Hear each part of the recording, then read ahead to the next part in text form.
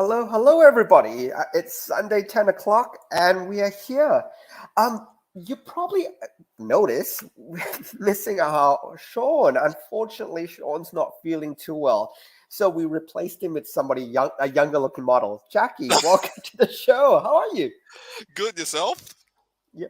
Um, I'm great. Look, as per normal, please do drop Sean a message to say how he is. He promised me, although he's sick, he's still watching. So I'll be on my best behavior. I won't throw him under the bus too often. But look, Sean, buddy, please get well. Hope you're Lots of feeling well, Sean. rest. Get better as soon as you can. Um, Welcome. This is the first time you're here. I know we talk to you a lot, but how's it feel to be on this side of the fence as opposed to be on the chat side watching? Well, this is my first podcast appearance, so I'm very honoured you decided to have me on. I've been a long-time listener too. I guess those Sunday nights when you are podcasting, I'm often just drawing on, like, is my main focus, and then I'm listening to you on the side. So that's what my Sunday nights when you guys are like podcasting. Oh, awesome. Look, we'll try to make it a lot of fun, and it's look. We've got two comments in the chat, so we'll pop them up first. Number one, Sassy Gal, thank you. Week in, week out, you're here, so it's always good to see you. And Moira, welcome from the other side of the world. Basically, thank you for coming in. She's always a regular too, isn't she? She's I always absolutely amazing. She's absolutely amazing. I always make it a point that she's no matter if. Quick aside, one of my favorite tiers in when I make comics is the drawn in tier, which is basically to draw somebody's likeness as a background character. Even if I don't have a drawn in tier, Moria still gets drawn in because she's that awesome. She's the only person that's actually in all my universes. If you think about it, I've got different series which are not connected at all, but she's the constant across every single universe. So. Right. She's like the Stanley of the Stephen verse. Exactly. She's the one who crosses everything. Look, how's your weekend been? Anything exciting happening? Or No, it was just a pretty chill week. Yeah, I guess after last week's craziness, that was you can't top it, right? Yeah, and we will come to talk about all that because look, I love it. And so one of the things that Jackie will be talking about a bit later on today is Australia had the Quantumania. So this is the third Antman movie. So not this one. We're talking about the second and the first movie as part of the show. But Jackie actually was on the red carpet event for the third movie. So we'll save all the really cool stuff. So if everybody just hangs on in about half an hour, we'll spend the whole time diving into all the cool stuff. But since we're talking about the first and second movie of Ant-Man, what do you think? Did you enjoy the first two? I just recently rewatched it because I figured Quantumania is coming out in like a week or so, right? So I just figured let's catch up on it. I like Paul Rudd and Evangeline Lilly. They're really good. I guess in terms of superheroes in the broad spectrum of the MCU, they're a bit more, I wouldn't say relatable, but like they're not super powered, right? Like it's all tech. So I guess I tend to like the tech type guys more, like your Iron Mans, your Ant-Mans, I guess Captain America to an extent because he's not like fully magic or anything like that. But yeah, those movies are really enjoyable. Oh, fantastic. Look, the one thing I did really, and this is something that the MCU a little bit has been moving away from it, is taking different genres and mashing it up so that the movies actually have a very, very different feel. They haven't done it so much in Phase 4, to be really fair, but in the Phase 1 and 2, they did it a lot more often. For example, the first Thor movie is very Shakespearean, and they hired Kenneth Branagh to do it. So you had the whole father-son betrayal, very Hamletish, very Macbethish, and that whole everything has a lot of gravitas to it. And then you had Ant-Man, which I absolutely love, which was the heist movie. So I think it will be really real. And then of course you had Captain America, not the first one, the second one, which is very much a spy thriller movie. I think it's one of the best MCU films. I personally think. Exactly, but it takes different. That's what the MCU used to do in its earlier phases. They actually took a genre of a movie and tried to mash it in. Hmm. As much as and you guys have heard me, and I'm really sorry, I'm picking on Doctor Strange 2 again. And I think in terms of movie, it could be so much better. But they did try to mash a genre into it. It was very horror. You had a lot of jump scares. The gore level was a lot higher. And they did try to mash that into an MCU movie, which I can appreciate. But I like to see it. I actually do. But Ant-Man 1, oh man, the whole heist movie thing, I loved it. Absolutely loved it. But I will play one quick clip because I I won't I won't spoil it yet. But this character is my absolute favorite of the whole Ant-Man stuff. So I'll play this. I'll play two clips actually because I love him that much. I'll play the two clips, and this is actually what made the Ant-Man movies work for me. So give me a second. I'll bring it up. And so preset. We're not Sean here. I had to do all the button clicking, so you guys have to really bear with me a little bit. Okay, audio tab shared. And I only play about 30 seconds, but man, my absolute favorite. So let's go. Scott, right? I'll see that's complicated. Because when I first met Scotty, he was in a bad place. And I'm not talking about Cell Block D. His wife had just filed for divorce. And I was like, damn, homie, she dumped it when you're on lockup. And he was like, yeah, I know. I thought I was going to be with her forever. But now I'm all alone. And I was like, damn, homie, you know what? You got to chin up because you'll find a new partner. You know what? I'm Luis. And he says, you know what? I'm Scotty. And we're going to be best friends. Okay, hold on. I love it. I love it so much. I'm gonna play one more, and then we'll talk. I gotta play. Let me.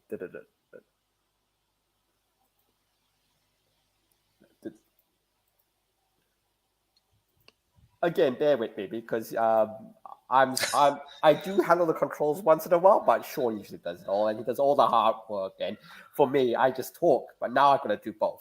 And let's bring this one up. I just get excited and stuff. But anyway, and Ignacio tells me, yo, you met the crazy fine writer chick at the spot last night. Like, fine, like crazy stupid fine. And he goes up to the bartender and goes, look at the girl I'm with. You know what I'm saying? She's crazy stupid fine, right? The bartender's all like, yeah, crazy fine. So the writer chick tells Ignacio, yo, I'm like a boss in the world of guerrilla journalism. And I got mad connects with the peeps behind the curtains, you know what I'm saying? Ignacio's like, for real? And she's like, yeah. You know what? I can't tell you who my contact is because he works with the Avengers. I love it. There has been lots, and I don't know if you've seen how many internet stuff has gone. Louise, tell phase 1 to 4. Here's 10 minutes. Tell phase 1 to 4, and all the characters will be dressed up as Louise. So when he's talking the one thing you've heard this thing, I would love to see him in the Black Widow outfit. And then Black Widow, she said to Hawkeye, hey man, I gotta can you just imagine the whole Soul Stone thing being redone by him? Or tell the story of Budapest. But dressed up as the different characters. How cool would that? Like him wearing a Captain America suit. It's like, and then I threw my damn shield, and then homie took the shield from me. It's like, what up? Okay, I love it. I'm still petitioning. I don't think it will ever work, but man, look, to be really fair, I don't think Disney or Marvel listens to this little show here. But if you are, you have another vote from me to get Louise to tell the phase 1 to 4. Look, to tell the truth, it will probably take him about 40 to an hour. Make it a Christmas special and make me happy. Do a 40-minute Christmas special about phase 1 to 4. How cool would that be? So, but he's the best part of the Ant-Man movies. What's the actor's name? I don't even know the actor's name. I just know him by Louise. If anybody in the chat knows it before I get the answer, please just dump into the chat. But I will find out for you while we're talking. But again, if the chat beats me to it, would be really much appreciated. Okay, now this is the Ant-Man series. I'm looking for the films. And Michael Pena. Michael Pena. Oh, there we go. Max got to it. You say Legend. Faster than I am. Absolutely. And Max, welcome. Very happy to see you. Just as a really, really quick aside, as because like in this, what we always do is we also support a lot of Australian projects as well. So I know Max has a project running. So what we'll do is, if I can get it up, give me 1 second. Explore. And I'm just filtering here. Filtering on Australia. Give me 1 second, guys. Just bear with me.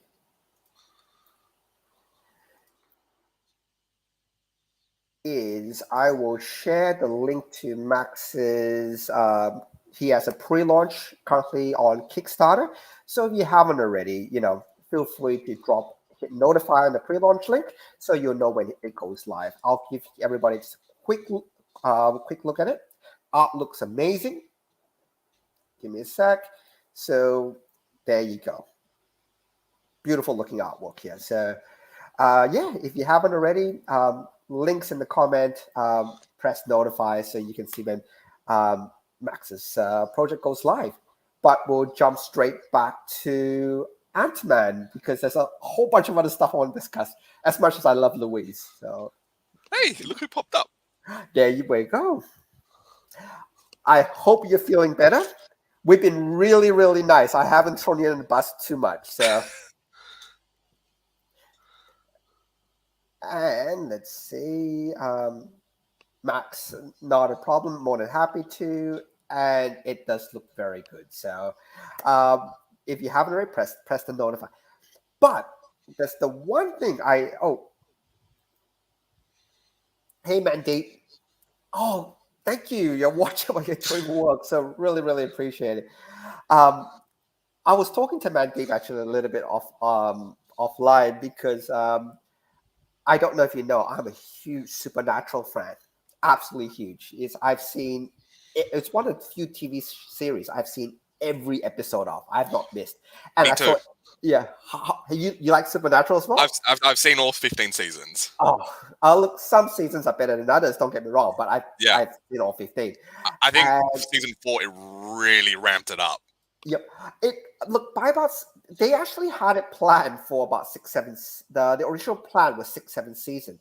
It was actually meant to end when they caged up Lucifer. So and it was meant to be Dean lives his life on and Lucifer gets stuck in a cage. But they made more offers and it kept going. But one thing I do love is, more than anything else, is Max and Moira are going to meet Jensen Ackles. So they're going to meet Dean. So I am so jealous that they're going to meet. They've been out to Sydney before. They have, but I've never had the chance to meet him. So yeah. I'm seriously jealous. I'm seriously jealous. And thank you, Grace, for coming on, and thank you for pausing NCIS. I'm hoping it's the original, the one with Tony Donoso. The rest of the NCIS don't exist for me. And it's true. Season 4 is when Castiel was meant to be a throwaway character. I'm really glad they kept him. I got a useless fact about Castiel if you want to hear. So I think the name of Castiel is named after the Thursday Angel, and he was picked for that name because this TV show was broadcasted on a Thursday in the US, so it was very intentional. Interesting. Yeah. Never knew that. So something I like to learn new facts. So I'm going to start using that one. Next Supernatural stuff I go to, I'm going, you know what, Castiel? I'll start throwing that one. Okay, so coming back to Ant-Man, and I do have gripes. So I'm going to drop some Ant-Man gripes now. And my biggest gripe of Ant-Man is the whole physics behind it. And it's not the physics so much. To be really fair, I'm happy to accept different realities. I'm happy to accept a world where you can build a suit which can shrink you down. So the whole idea, the whole concept is there is a lot of empty space. I'm talking about sciencey, between the electron to the nucleus. There's a whole stack of empty space in every atom. So the whole concept behind it is they're shrinking all these empty spaces so the atom actually collapses. And that's how come they say mass doesn't change and all the rest of it. And they also say you can expand the spaces, hence they can grow. The problem that I have more than anything else is I'm happy to play absolute fast and loose on the physics and the facts. It's fun. You can change whatever, but you can't have things both ways. Now, there's so many situations where when he was a tiny ant, he can punch, and they say because the mass hasn't changed, his punch is still exactly the same. Well, if his mass hasn't changed, he's still just as heavy, and you can't have a tank on a keychain. So you either have it one way or the other, that the mass that he can't punch as hard as he can, and I've got a scene prepped up which I want to show you because it bugs me. It absolutely bugs me. So I'll bring that scene up, then we'll go back to the chat a little bit because this scene bugs me. Absolutely is that pun bugs intended? me. Yes, it does. Yes, it is. Let's close this one, and let's bring up the. And the thing is, I showed. I don't know if you saw it last week. I showed the Moon Knight scene. To be really fair, that Moon Knight scene is the one, my all-time. If you pick any scene in the MCU, that's the scene that I. Ugh. This one is not as bad, so bear with it. But it's not as bad. But Moon Knight, oh god, I'll keep playing that scene just to think. Okay, this is the scene.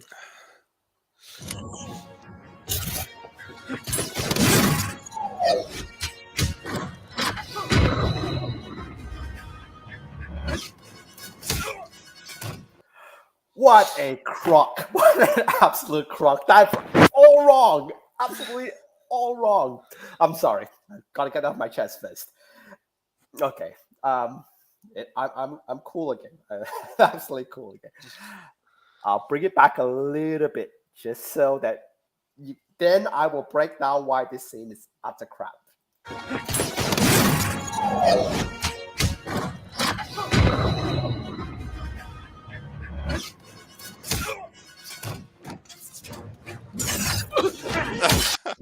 Okay. Okay.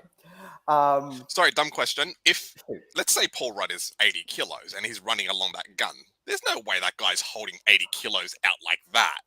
Exactly. And if Paul Rudd's on the shoulder and he'd be squatting 80 kilos, yeah, the shoulder would drop and he would fall. Now, if he's not 80 kilos, you play both sides. If he's not 80 kilos and he throws that punch, it would be like a fly flicking its leg on you. Exactly right. You wouldn't feel it. So how the hell does he punch? Mandeep, you're a scientist as well, and I know you're a scientist as well. Help me out here. How does that scene in Ant-Man make sense? Because it doesn't. Maybe that's why you're not the director. Look, you make too much sense. It's a really cool scene, and it's actually fun to watch, and all the rest of it. Hey, welcome. I hope you're watching, and I hope you watched that horrible, horrible scientific scene. But it doesn't make sense, and that's the thing that bugs me. Look, again, I'm happy to play one set of rules. If the weight stays the same, and he can throw the punch as hard as he can when he's full weight, say 50, 60 kilos, then he can't run on the gun. He can't be on the shoulder. You could have him fly up and try to hit. But if he punches as hard as he can, then you can't have him that small. Take your pick. It's one or the other. You can't have both. Mandeep, I can suspend disbelief. I can't imagine a man that small. And don't get me wrong, it's absolutely cool. But pick a set of rules. Either mass stays the same or mass is altered. You can't have it both ways. It doesn't work both ways. Breaking this one up. I've read all the genetic stuff wrong with Jurassic Park. See, that one, to be really fair, and I know, Mandeep, you're going to comment and think, that one I can suspend disbelief on. Because don't dinosaurs have feathers now too? Oh, they always had feathers. Right, so do they go back and edit all the feathers?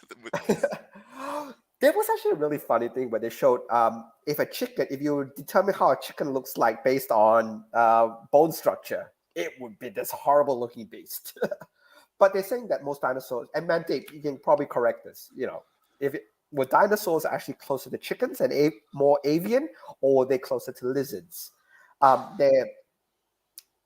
please educate us. We are uneducated people who watch movies. So, are they more bird-like or more lizard-like, or is it somewhere in between? I'm happy if you put the comments in.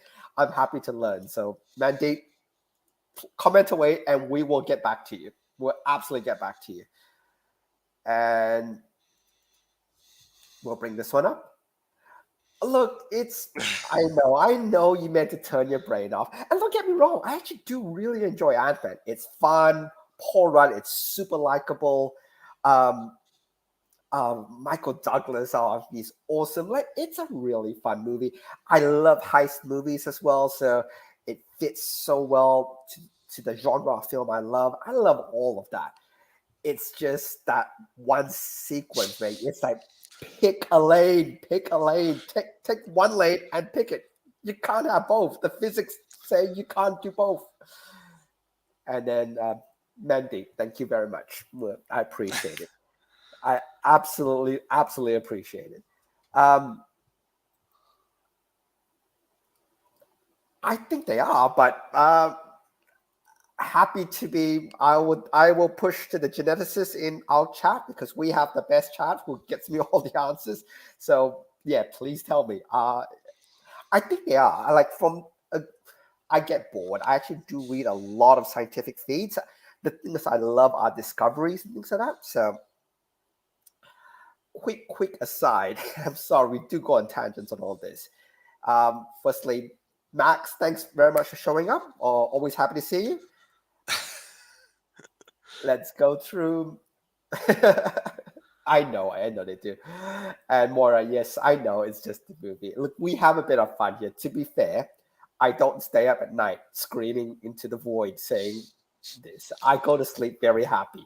I'll be really, but it's a bit of fun. And I say that part still bugs me, but it doesn't bug me as much as Moon Knight does. As a quick aside, just talking about discoveries and facts and all the rest of it, have you heard Jack the Ripper has actually been solved? Sorry, Jack the Ripper? I don't know what Jack the Ripper is. Sorry. You don't know the Jack the Ripper case? No. I'll brief you in. It was a series of serial killing that happened in early London. So It had all these conspiracy theories. It was tied into the Queen at one stage and all the rest of it. They came down to a couple of suspects, but because of how the police back then they didn't have all the materials to solve it. The case went largely unsolved. So a whole bunch of women were murdered. And why the case was really sensational was body parts were taken. So it was actually extremely gruesome. So, and it was, again, as described, very surgical, the way the body parts were taken. So, and they were taunting the police and stuff like that. So it's a really messed up case. And I do encourage you to look. But what they discovered was, so the case had lain dormant for years and years and years, but they kept all the evidence. So there's a particular shawl that one of the victims wore that had a blood sample on it that they didn't know who it was. So they actually went back and they traced up there were, I think, six possible suspects at the time. And they actually went through all the DNA with the descendants of those suspects. And they had, I think, about a 70%. It was one particular person of those known suspects. So they were kind of pointing towards, and like it's not definitive, but they were pointing towards, hey, look, it's clear enough. Like the other suspects were like next to nothing match, but there's one suspect I think was about 70% match. And yeah, so if any ripperologists out there, they believe they've solved the case, which I think is very, very fascinating. I'll drop you the link though, because I thought you were talking about another movie, The Reacher with Alan Richardson or something. Oh no! I was like, I didn't know you were talking about a movie, a murder case. Oh yeah, it's actually Mandeep and Moira would know this one, Jack the Ripper, because it's I think 1880s, and I'm just checking through. I'll put it into the main chat in case anybody's ever interested in the case. But it's true. So if you ever get bored, read the Wikipedia article. It's fascinating. And actually, one of the things I do like is a lot of the cold cases where they actually solve. So many cases are now being solved by DNA evidence, which they couldn't do in the past. So a lot of cases are now, hey, look, we don't know if it did it. Hey, guess what? We have a blood sample. Here it is, solved. So Pride, I think I watched way too. I think you picked it. I love horror movies. I love murder movies. I love mystery movies. But one of the things that used to do initially, before a lot of DNA, was a lot of fiber technologies, which basically is how they did it was, because they couldn't use blood samples to pin to DNA. The best they could do were blood groups, which isn't enough. So what they did was they said to, okay, this person we found this fiber, maybe from the sock, a piece of thread, this shirt, blah, blah, blah. And what they then do is they then have to tie up the probability of each of those fibers that they were found on scene, the probability that all those fibers would exist at the same time, at the same scene, and then link it back to the same person to say, this person wore this socks, this shirt, therefore, at this probability, it's this guy. It's actually a bit debunked now, that type of technology, but that's how they were convicting people a long, long time ago, purely based on fiber tech. But with DNA now, oh man, fiber tech is dead science. Nobody plays that. Like for example, like bite marks. If there's a victim bite mark on it, though that's debunked as well. That's nobody plays bite mark technology anymore. When they use saliva saliva or blood samples. I'm sorry, this has actually taken a very dark tangent because we're talking about science. But to bring it right back, yeah, I subscribe to basically all these feeds, how the science works. Like my big thing right now, which actually is making me a little bit upset, is I'm actually learning about the first dog in space, Laika, Laika, the first dog in space, sent up by Russians. He was actually a stray dog they sent. And the poor thing is, the food was because they knew he couldn't survive. They didn't have a way to bring him back at the time. In time, they sent him up and going, you know what? He'll come down eventually because as the gravity will pull him back down. But we have no way to bring him down. So what they did was, and it breaks my heart, they actually poisoned his food so that he wouldn't die of suffocation because there's not enough air up there. So his food was poisoned so that he would. It's really it's upsetting, but great science story, and I absolutely love it. So Antman, get your science right. Hey Phil, welcome aboard. Sorry, someone would have had to pay the price to know something is bad for you, right? Like poison berries, someone would have to eaten it to know it's bad, for example, right? There's a whole joke about that. It's like we thank the ancestors who have let us found which mushrooms were edible. We thank exactly our right. ancestors. Someone had to pay the price. Exactly. So we thank our whichever ancestors it was to find out which mushrooms we could eat and which berries we could eat, and which snakes we should be friendly to and which snakes we should avoid. So just stay away from all of them. We thank all our ancestors for that. But if you haven't, read Jack the Ripper up. It's absolutely fascinating. There's tours, there's everything on. Absolutely love it. I love all this very much unsolved mysteries, which actually do get solved down the track because of whatever technology they find. It's very, very fascinating. I'll let you have, but sorry, we've gone on. I'll let you have the last word on Ant-Man. Like, did you enjoy the two movies? Did you enjoy the genres behind them? Or I love the two movies. I didn't have an issue with them. I guess I liked. I really loved Evangeline Lilly. She was from Lost. That's why I first initially saw her. Where was she? But Paul Rudd, does he ever age? It's the same throughout. He does. He's getting the wrinkles. Right. You see it. He's starting to. He's getting old. He still looks fantastic. Still looks fantastic. Oh, I will have to find and just give me 1 second. There is one photo I need to find of Paul Rudd. And there is a reason to find this one photo. Just give me a sec.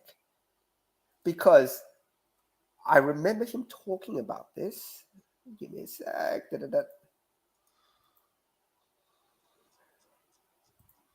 this is what he had to do to get ready for Ant-Man. I don't know if you've seen I saw it this. the other day. So, oh, come on. Well, I that's don't the want thing to. too, I don't right? want to sign up.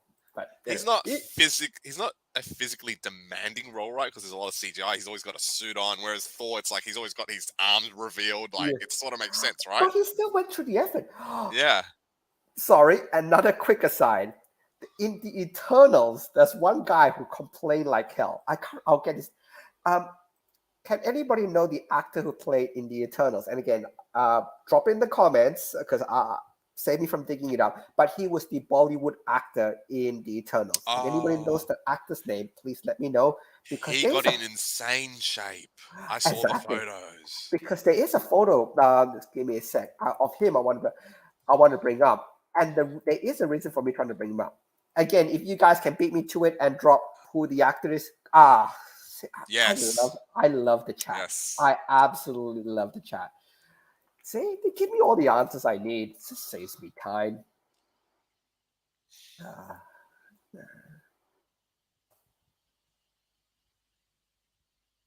Give me one sec. And so, give me one sec.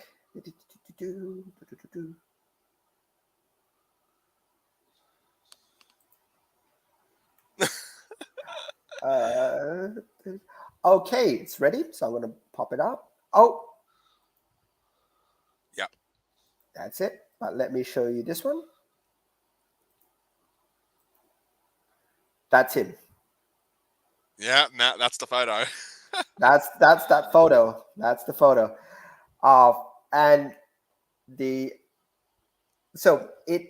look, I typed the Google name wrong, but Google is smart enough to actually get me the right answer. So you can kind of see in the first line. It's I'm going to butcher it, and I do apologize if I'm going to butcher it. It is Kumar Nanjiani, and he got absolutely ripped for Eternals. Yeah. And the one thing he absolutely hated was he did the whole Eternals, no shirtless scene. He did not do a single shirtless scene. And he was like, what the hell, man? Ripped. I had to eat this lean chicken. I don't know what he had to eat, to be really fair. But he had to be on this weird diet. He had to work out, God knows, 6 hours a day. I'm making all this stuff up. I have no idea. To get to that shape. And you don't even give me a shirtless scene. What the hell, Marvel? Grace brought up a very interesting comment. Let me bring that one up. See, I know. So it's a lot of it is to show the muscles. It's basically you have to get rid of the top. Again, scientists and dietitians in the chat, please correct me if I'm wrong. But basically, if you do sweat it out, basically you do get the muscles to show the shape a lot easier if you're dehydrated. Or if you've just had a hot shower and you actually can, there is a way to make it pop a lot more. Again, I am not a gym junkie or anything, so please, somebody who knows better, please correct me. But saying that though, like you gotta feel for the guy. He worked out like crazy. Even Paul Rudd and Antman worked out like crazy, and it's like, Eternals guy's like, where's my shirtless scene? Where is it? Give it to me. You gotta feel for these guys. It's like, oh, God damn it! If I knew there was no shirtless scene, I would have worked out as hard. I would have just let it slide and wouldn't have bugged me. Okay, now to the main topic, and I'm gonna throw to you for this one. I'm gonna bring up two things. And number one, thank you so much for sending this through. So, firstly, if you guys ever can see this. Right. And the second one is here. Yeah. And this is the Australian fan event. So I'll bring up some photos and stuff like that. But yeah, feel free to start talking. Number one, how was it? And I know you had to be there like really early in the morning and stuff like that. So what's the usual procedure? For people who don't know, and I'll bring up some photos first. Is Jackie got to be part of that whole fan event on the red carpet. So yeah, how wet? Tell us everything. We all want everybody. wants to know. I guess I'm trying to not come from like a bragging. Oh, look, I met. Oh no, brag! Yeah. No, brag. Like it's done already. So I guess the coolest part was really meeting Paul Rudd and Jonathan Majors, who is playing Kang, who is the next big bad for Marvel, right? He's the next Thanos. So it was, that's him right there. I'll leave it here for the time being. Yep. He was really nice. He really engaged with all the fans along the red carpet. I think we'll probably be jumping from timeline to timeline because it'll be all over this. But yeah, he signed for fans along the red carpet, got selfies with people. He was really, really nice. But I think he'll have a huge sort of role in the MCU up and coming, right? Like Kang the Conqueror in the lore. There's so many variants of him. People were excited to see him. Oh, fantastic! How many autographs did you get from the guy? I got 2. I got 3. I gave 1 away to Boss Logic. I don't know if you know who Boss Logic is. He's a very big time Australian artist. I guess we're pretty good friends. He does a lot of the big, not dioramas. When they paint on walls, murals. He does some murals, doesn't he? Boss Logic as well. I think he did one mural at Marvel Stadium, but he's more of a digital artist. He does all these fan mashups. He's pretty big. Yep. I got 3 autographs from Jonathan Majors and a selfie with him. So he was really nice. I think it was his first time to Australia too. Awesome. So let me bring the other one. So when you met Paul Rudd, how was it? So generally when we get to meet celebrities on the red carpet, we don't get to really have an interaction with them. So I basically got 2 autographs and a selfie from him. Really nice guy. He met every fan on the red carpet, and you can imagine how many fans on these red carpets, right? How many? How many? So the usual layout. So when you go to a red carpet, you don't get a spot. You have to line up from 10 a.m. in the morning to be guaranteed for something at 6 p.m. So how long did you wait? 8 hours. You are 8 hours. Sometimes I might get there 8, depending how big the premiere is. Like the Thor Ragnarok one that we had Mark Ruffalo, Chris Hemsworth, and Taika Waititi. Right? You know that's going to be huge. You have to rock up at 8 a.m. Ant-Man, I guess 10 a.m. is okay. Okay. Questions that come to mind. Yeah. How did you get a toilet break? None. So morning of, I wake up at say 7, I'll have breakfast, and then by the time I get to the premiere red carpet, spots aren't open till 3 p.m., but you sort of start lining up at 10 a.m. So around 10 a.m., I go do my toilet break, and then I'm starving myself through the whole day just to not go to the bathroom. Because if you get your spot, but you need to go to the bathroom, you lose that spot. Did you go with somebody else? At least you could I knew people there. We can sort of tag in, tag out, but I don't know if I would necessarily trust them. It's just one of those things.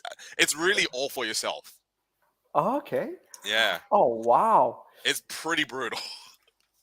Look, so 8 hours, no toilet break. Oh, wow. No eating either. You don't want to go to the bathroom, right? No drinking. I mean, you can have little sips. It's really timing, right? I guess if you get to the 5 p.m. mark, you can sort of eat because you won't be processing that for a while. Yeah. But yeah, that's pretty much it. Oh, look, number one, was it a hot day? I can't quite remember the day. Was it at least, because if it was a sunny day, man, you're done. So what happened was the red carpet had a U lane, if that makes sense, like the plan. I'll try to get that photo up. Just give me a sec. So the one that I have, that's all I had. Sorry. Yeah, it's pretty tough to explain. So it was a U lane in plan, but in the middle was the fan area, right? But you can line up on the public area. The public area had shade, but because I was part of the fan area, my friend who brought me in as a VIP, we went into the fan area and it was sunny. It was exposed. I've had worse. Like the Hugh Jackman premiere, it was raining. Everyone still waited for him. Oh man, but still, 8 hours. I want to get the facts right. 8 hours in the sun. In the sun. Nothing to eat, and you're just chilling there for. What do you do for 8 hours? I guess you just chat with the people there, who you line up. Surprisingly, it flies by really quick. I dread myself going to that. I keep telling myself, I'm not going to a premiere. I'm not going to a red carpet. No more of this. It's too stressful. I end up going anyway. But I'm really surprised that they just don't let you in earlier. Like, look, to be fair, if they were telling them say 5 o'clock, I would say come in at about 3. Like people wait 2 hours, but for getting someone to wait for like 8 hours, no food, no nothing, it's horrible. Some people eat. I guess how good's your bladder, right? Yeah, a lot of people tell me that. Yep. A lot of people tell me that. I couldn't do it. I would just like, nah, I'm out. And you have to take annual leave for it too. Take a day off work for it as well. Question for you. Let's say Paul Rudd was doing a signing at Supernova or whatever. Yeah. And it's $200. Would you just pay the $200? Because I would, but the problem is you don't know when he gets snuck up for a convention here in Australia, right? Like the problem, the reason why you do the red carpets is because you might get celebrities that might not necessarily do a convention, right? Like your Hugh Jackmans, your Margot Robbies, those guys I've met, but you have to wait for 8 hours. Yep. Oh, but Grace, with conventions, and again, I don't know how it's overseas, but nowadays they're actually pretty good. You line up right in the morning and they give you a timing chip, so that basically the convention's there to make money. And I think it's actually really, really smart of them. Like this is what they did for when Stan Lee came, and they basically oversold a lot of tickets. They don't want people just lining up waiting for Stan Lee's autograph and not buying stuff. So what they did, this is when I was there, what they did was they gave everybody a like a chip token, like I think red or green or whatever. And basically what happens was that if you were red, you could basically come in at this time slot. They will not accept any other tokens but the red tokens at a particular time. So like you said, if your time slot's 3 o'clock, you might line up at say about 1 o'clock to get his autograph, as opposed to, the whole day. There you go. I don't know if you can see that. That's my Stan Lee signed autograph, but yeah, it's not appearing. Yeah. Oh no, you vanished to the virtual background a little bit. But no, it's actually really good. I actually really like the way they did it that way, so that at most you line up for about 2 hours to get the things, and it was all in like.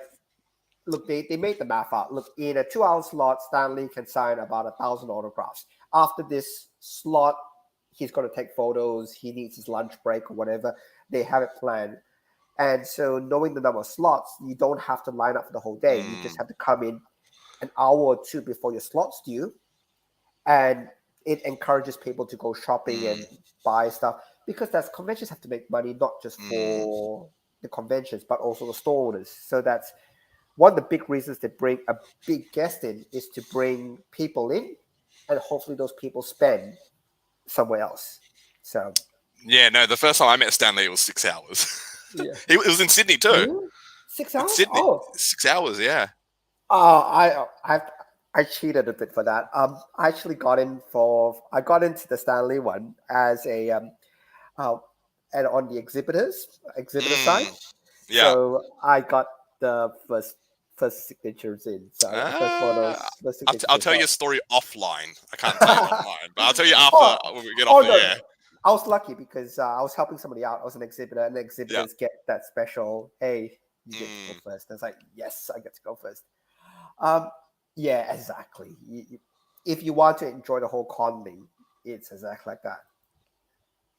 Oh, no, Grace, you're absolutely right. You do jump, but I'm just saying that some conventions and and I'll give you an example. The one is like San Diego, and this is one of my friends.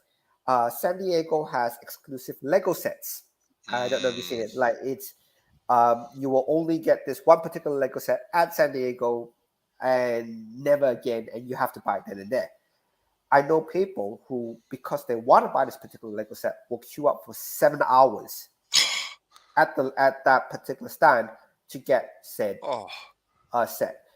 Oh, look, to be fair to them, some of them scalp, so they buy. Yeah. No, that's what all SDCs are really about. It's the funny story. That's where I met Shaun at first.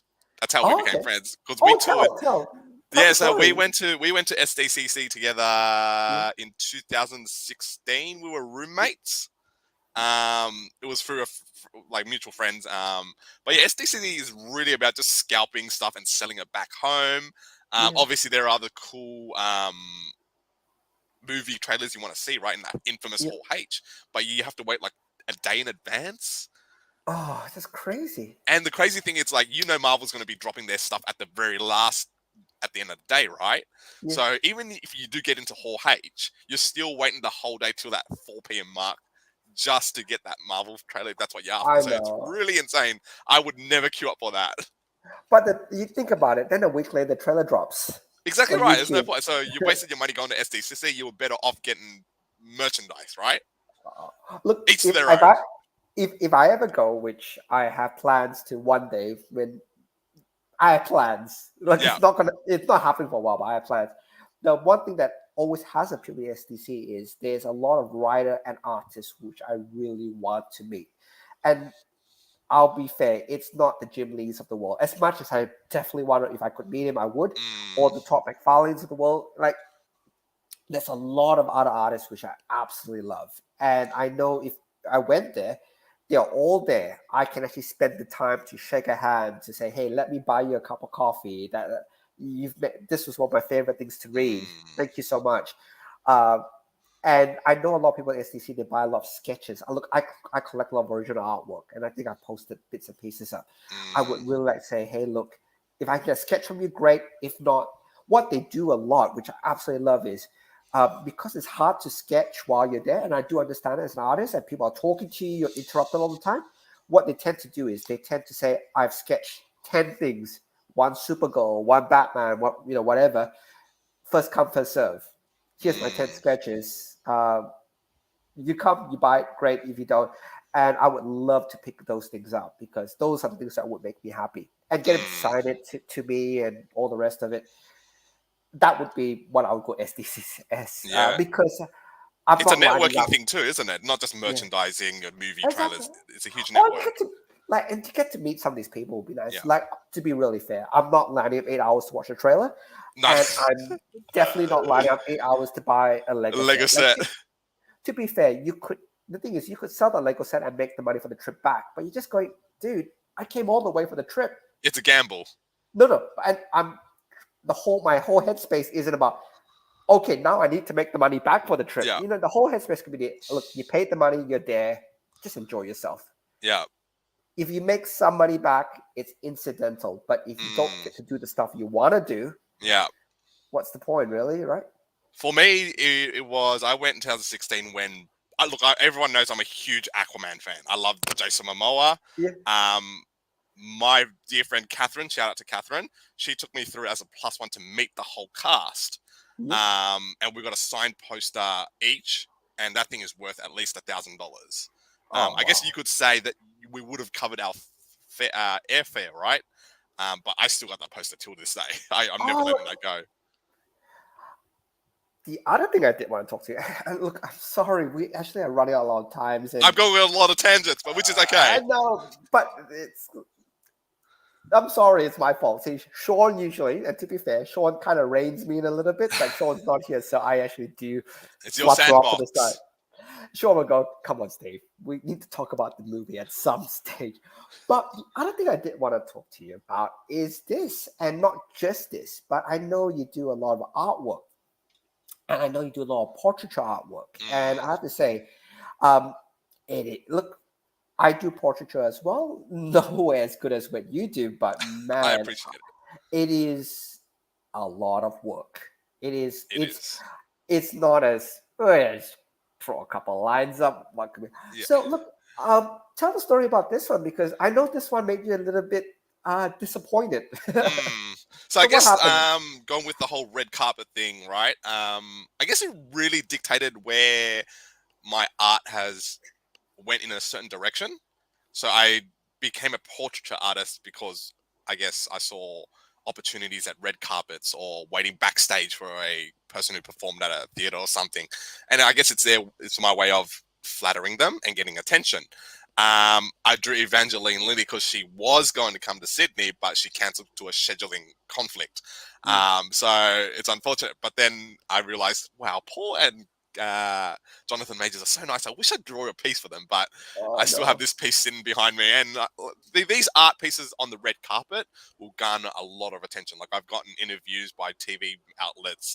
Oddly, I've never seen them on TV, but like draws attention to the celebrities. And sometimes when their staff walks by, they're like, "Oh, we'll bring Paul Rudd to you," or Evangeline Lilly in this case.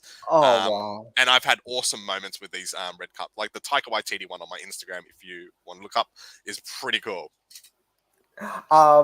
If you put your Instagram link Yeah, I'll in put it on to the the chat. private chat, I will Yep. definitely share out. And anybody who wants to, please follow Jackie. He puts a lot of great artwork on. Look, a piece like this, and how long does it take? 8 hours? Uh, 7 hours? I've gotten a lot quicker over time. It used to take me, well, something like this used to take me probably 20 hours when I started doing portraiture. Then you start, like, I guess, figuring out like the little neats and tricks. This one probably took about 6 hours. Okay, that's not too bad. Yeah, it's not too bad, but still, I guess it's a wasted effort. It just sits in the back of my cupboard. Hopefully, Oh, she comes out one day for a convention or oh, something. look, I'll be thinking, it's absolutely not a wasted effort because Of for the course, sheer yeah. reason that, um, oh, look, I will show you, and this is a Malaysian guy, and the reason I really like this one particular guy is, give me a sec, you probably can recognize this one, is he teaches classes on this. So give me a sec, stop this one for 1 second. So this is one of his latest ones. So this is all this particular guy does. So portraiture stuff work, and I think it's Beautiful work. fantastic. And oh man, I would love to take his class. He runs a class and he basically explains it. Uh, it's a very like I did a lot of life drawing, but the skill set to do this versus life drawing is very different because like life drawing is very much about gestures and free flow. You try to get the shape of the body as much as possible. Absolute portraiture work is to get the detail. Like life drawing actually doesn't care about the details; it cares about the shape. You get the shape right. Um, what you're meant to do is that you meant once you get the basic shapes, you're meant to then be able to paint and put the details on top of the basic shapes. But in this case, oh man, I like your stuff and this guy's stuff. I step back and go, you know what? I'm the amount of work that's involved. I'm impressed. Oh, thank you. I'll bring something up. Did you get an autograph, man? Do you have a photo? Say yes to both, and we need to know. Where's Mandeep from? Sorry if you don't. I think I've. Yeah, I can't remember where He's it up was in the from. UK. He's up in the Right. UK. Okay. So it is. I think Mandeep, correct me if I'm wrong. It's 11 o'clock in the morning for your time, or 11 or 10. So they're just enjoying your Sunday morning right now. And I'm just about to go to sleep in about 5 minutes after this because it's been a long week. I don't know if you know, but Sydney is goddamn It's hot. always so busy. It was 30 degrees last night. That too. Yeah. Oh, it was. Oh wait, Oh wow. there you go. You could have gone to Wales, and you could have got both. Yeah, it's about noontime. Yeah. There you go. So look, Mandeep and Maura are absolutely brilliant. And Grace listens in from Singapore as well. So it's really cool. We have all these really cool people who listen in from all over the world. It's the power of the internet. Yeah. So it's absolutely fantastic. But I'll bring back that picture because I went on a quick aside, and there's still a couple of things I did want to mention about it. Where was it? Here it goes. So, what do you find the detail? I know you start with the eyes usually. Is Yeah. That's what I why generally. why do you start with the eyes first? So the eyes is generally, I guess, it's the make or break of a portraiture piece, right? Like it's Well, I'll zoom literally, into our eyes while you're talking. yeah, By the way, it's literally the soul, the windows to the soul, right? That's what they generally say. It's the make or break piece. So let's say I start with the hair, the eye, the ears, and then the neck, and I do the eyes last. If I get the yeah, eyes wrong, I have to start all over again, right? Whereas if I do the eyes first and I get it right from the get go, then I can do every other piece. But it's very rare these days I make an error that is so catastrophic. Um, yeah, the eyes you can have. I generally start first. That's Yep. the general rule of thumb. I think most portraiture artists will say that too. Okay. And in terms of, I'm assuming using blue line pencil here. So is it hard to erase blue lines, or is it spiral, or what? What? So I'm using color pencils, Yeah. Prismacolors, I think it was. This is the first time I've ever done a blue toned portrait. I'm using a dark blue and then a mid tone blue to really have the contrast. Like you can kind of see two different sets of blues. But yeah, this is sudden death to an extent. You can't quite erase errors in this. So Ooh. yeah, So do you lay down then like using a like a foundation layer or something. six H or something, and you Yeah, just something like sketch a that. six Yeah, H there's like before you there's start with the the blues? equivalents. Yeah. Because I could look, I could not do it without making mistakes. Yeah, That's yeah. No, actually kind of why I love digital. yeah, exactly right. Well, the thing with digital is it's great, but I don't think like in terms of crediting, I guess there's more credit to the machine because you can control C, control V, control X. Yeah. There's that thing too. So it's a very interesting point of conversation. I guess that you could have for like another podcast. Oh, yeah, definitely. Look, with digital, you can make mistakes, and and also you can. It's easier to layer with digital, and it's Yes. easier to blend. Yeah. With physical elements, you actually have to deal with the physical limitations. Like, for example, like I've worked with Copics and stuff. To blend Copics, there's a certain technique to do so Yeah. to get certain results. But if you use a tool, you just basically drag a little circle, Yeah. all done. But in Yeah. real life, it's like, oh, too much this, add more of Yeah. this. So, And you can drastically change the tone of an art piece with Photoshop. Like, whereas this, if I wanted to go like a red, complete red, I can't do that. yeah. The good thing about it is we scan high enough res because it's blue. But that's why a lot of people use blue lines. I Yeah. thought that was one of the reasons for it, because if you use blue lines, it's actually really easy to get this inked up and colored as a base layer. Yeah, yeah. Mainly because how computers read blue is actually again, I won't go into the science of it because I don't particularly understand color tech that well. Again, anybody in chat who wants to educate me, please send me a message. I'm more than happy to learn. But I know that with blue, you can do a lot more things when you put the layers on top. And again, correct me if I'm wrong, but that's why people use blue lines a lot, because especially if you're using it for bleed.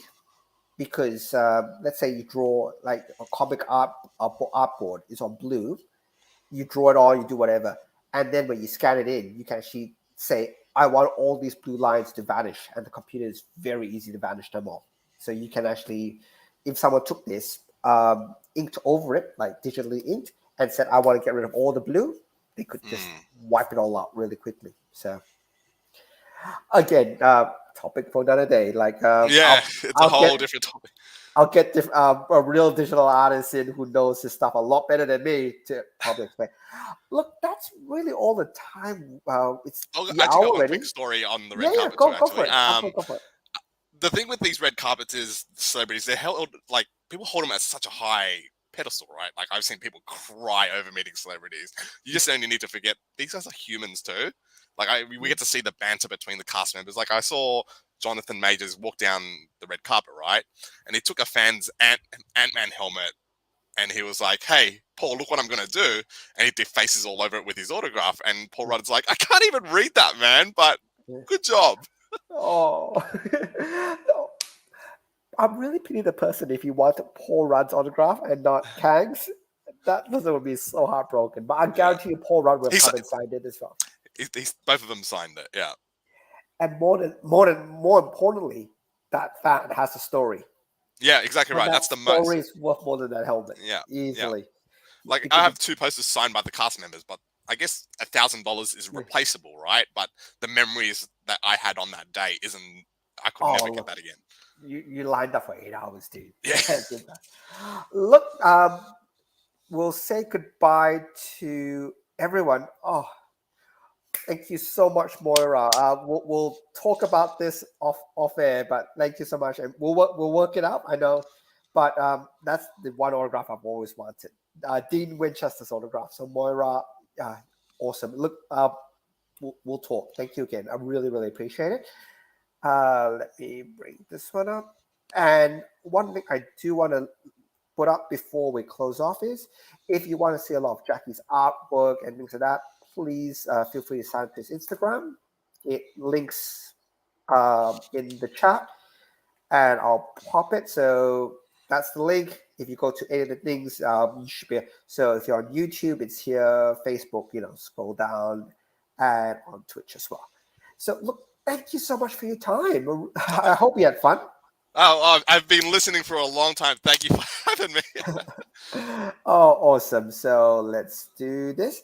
And thank you, everybody, for tuning in every week. We'll be back next Sunday. Hopefully, Shaun's 100% again.